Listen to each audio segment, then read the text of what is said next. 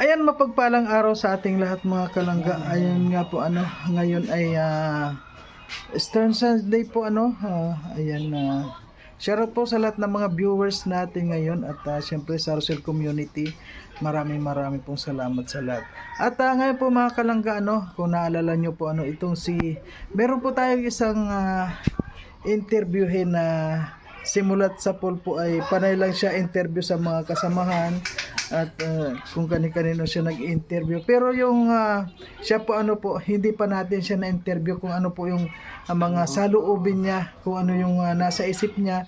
Samahan niyo po ako mga kalangga para tanungin din po natin kung ano yung kanyang saloobin sa mga nangyayari ngayon sa loob ng community. Ayan, thank you po.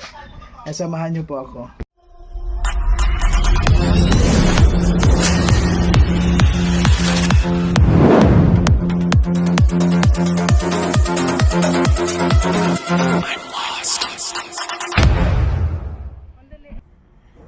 Nasa Morales na raw po ako. Ayan, napakaganda yung po. Sa totoo lang po siyempre hindi po mawawala din sa atin yung pagpunta sa Morales. Unang-una kasama din po natin yun, di ba? At kila Dudong naman po siguro po kung nandito sila, siyempre gusto ko rin makasama sila. Namimiss ko na rin po yung mga kasama, mga magkasama na rin kami dati. Namimiss ko yung mga kuwan po namin noon, yung mga masasayang samahan. Pero ngayon po masasaya pa rin naman. Kaya lang ang nagkaibahan lang po ngayon, talagang napalayo sila. At siyempre kahit na malayo po sila, siyempre hindi naman mawala doon yung pagsuporta pa rin natin sa kanila.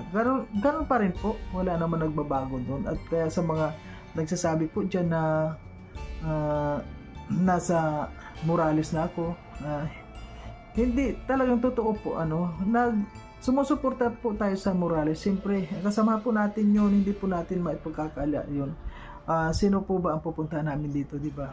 Kundi Morales, kasi yun na lang po ang natitira nating kasama dito sa Daet. Ayun, kapag sila Dudong po ay pumunta dito or nakapunta man po ako doon sa Malalag, siyempre sila naman po yung mga kasama natin.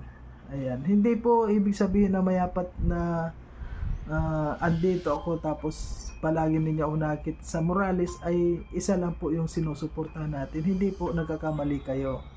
Dahil kailan po hindi ko man inisip yun na gano'n na isa lang yung susuportahan ko, dahil parehas po sila napakabait mga kalangga.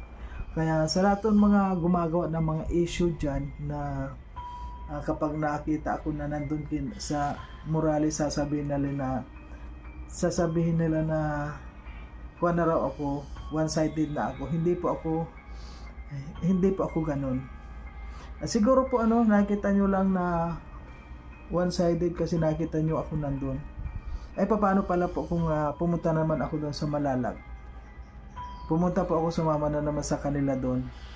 Halimbawa, nagkaroon po ako ng pamasahe.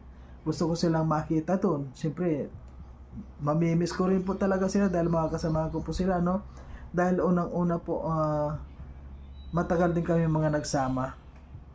Diba? Mula pong maghiwalay si Dudong Ruel, ay kasama na rin po ako. Mula nung mahiwalay sila doon kay Kuya Bal, ay kasama na po ako. Siyempre, minsan po siyempre maaalala natin yung mga masasayang araw namin. At kung halimbawa, makapunta po ako doon at sumama ako doon, sasabihin pa rin na naman ba ninyo na one-sided ako? Diba? Kaya sa mga nag-iisip po na gano'n, huwag po nating isipin na gano'n, kalimutan na po natin yung mga gano'n. Kailangan po natin sa community yung magmahalan po tayo at suportahan po natin yung bawat isa. Kaya para sa akin po, kung nakikita nyo sa lahat naman ng mga ginagawang mga misyon ni Rachel, lalo po sa mga papiding, diba, siyempre po nandyan tayo. Kailangan po natin na suportahan sila. Huwag po tayo yung mga padadala kung sa mga sinasabi nilang mga plastic po ayun, dahil hindi po totoo yun. Sa akin po, parehas ko po silang sinusuportahan at hindi po mangyayari yung sinasabi nila na maging one-sided ako, dahil ang wala pa ako nakita sa kanila na hindi maganda, di ba? Kaya lalo-lalo po ngayon si Rachel, napakabait, at saka si Dodo, napakabait. Ayan, namimiss ko na nga eh. Kaya ayan lang po, wala naman ako ibang masasabi na iba. At maraming salamat pa rin po sa lahat ng mga sumusuporta sa channel po ni Marius Vlog. Maraming salamat po sa lahat ng mga nandyan pa rin. At kahit anong mangyari man po sa dalawa, nandun po ako. Huwag po nating isipin na yung mga negative na mga bagay, dahil ngayon pa naman ba tayo magkakaganon? Hindi na po tayo mga bata. Alam ko lahat ng mga sumusuporta niya mga may edad, may mga matatanda na po. Hindi naman natin yan pinagkakaila. May mga yung ang iba dyan sobra-sobra na yung katandaan, pero yung mga utak pa rin nila minsan hindi na tama. Parang naisip ko tuloy, siguro kaya sila ganun kasi nauli-ani na. Sana hindi naman po ganun. Yun po mga kuwan lang, kasi kung nakita nyo, halos ang sama na ng mga gumagawa ng issue. Yung po mga gumagawa ng issue na yan ay mga solid supporters yan ng dalawa, na gumagawa lang sila ng issue kaysa hindi nila gusto yung isa, hindi nila gusto yung ayan, kaya gumagawa sila ng issue. Kaya sa ngayon po mga kalangga, wala po tayong gagawin dito kundi suportahan sila, mahalin po natin sila. At kung may nangyari man po sa kanila na tulad nito, nagkalayo man sila, yun po mga kuwan ko. Halimbawa ngayon at kasi marami pong naniniwala pa rin na sana magkita pa rin yung dalawa at magkatuluyan pa rin. Sa akin po ganun din po yung iniisip ko, pero alam nyo, wag po tayong masyadong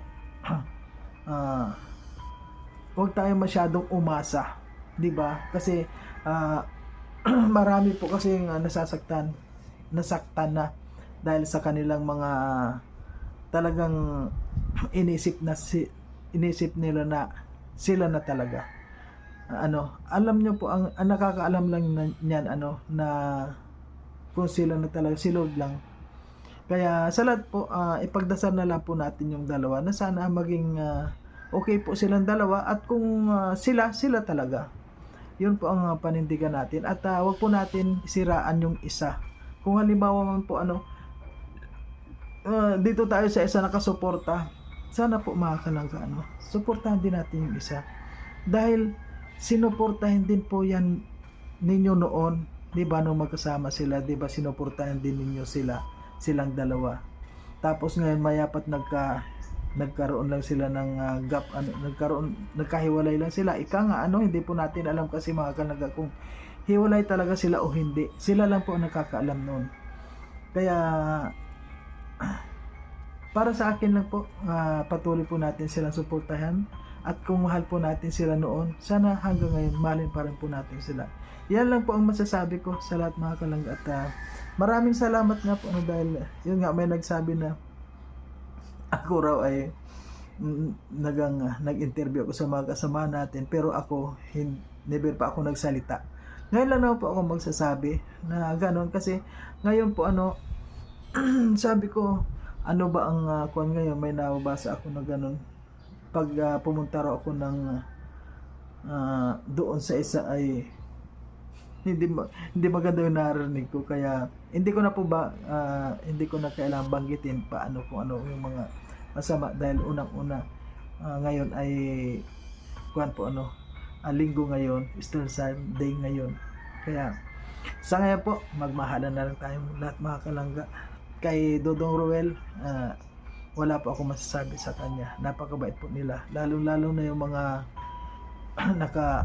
yung mga magulang nila. Siguro kung meron man na mga nakikita yung iba dyan, siguro hindi naman po siguro kasamaan masyado.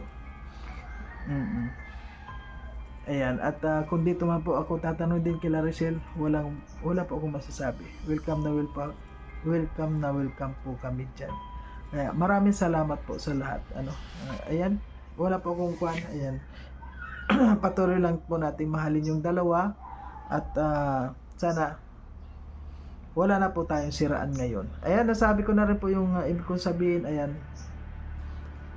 hanggang dito na lang at maraming salamat po sa nagtanong sa akin.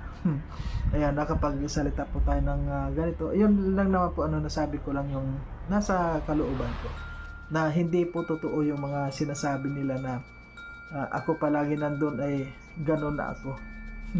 Hindi po ganun. Ayan, thank you po sa lahat and bye bye po. Thank you.